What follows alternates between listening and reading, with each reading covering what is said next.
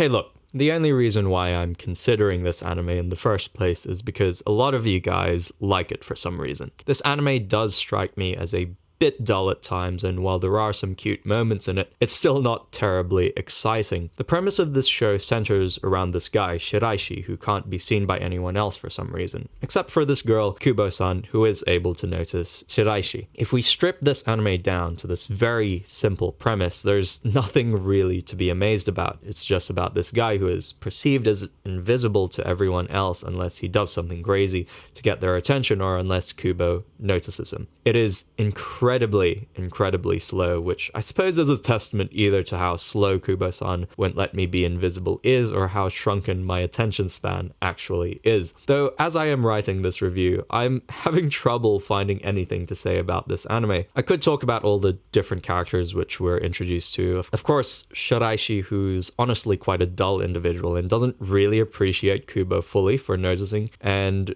this doesn't really improve throughout the series. They do increase in levels of intimacy as they spend more time with each other, though by episode 11, Shiraishi seems more annoyed than anything at Kubo noticing him. Then there's Kubo, of course, who more or less takes center stage. She's the only interesting thing about this anime. She's usually the one who takes the initiative and talks to Shiraishi, and she's also the one who creates all the cute moments in this anime. Alongside Kubo is her older sister, cousin for some reason, and her two best friends. Shiraishi's younger brother, Seita, also shows up. Other than that, nothing else really happens in this anime. Okay, so I will say that there are a lot of cute moments between Kubo and Shiraishi, which I guess is nice to start your day with, especially with a lot of chaos happening in the world, with a job to also have to go to and some personal study. I did appreciate watching this every Wednesday morning to start my day with something cute. So what I'm trying to say here is that while it isn't a very impressive anime, there is just that cuteness to it, which attracts me to Kubo-san Won't Let Me Be Invisible. That's the best I can say about it. In terms of some of the principles we can take as Christians, there is one major point which I'd like to outline. So Shiraishi's invisibility isn't really explained in the anime, as in, is it a supernatural thing, or is Shiraishi's personality so dull and so average that everyone just instinctively treats him as a background character? A notion which isn't too far of a stretch, though he is invisible nonetheless and has a quite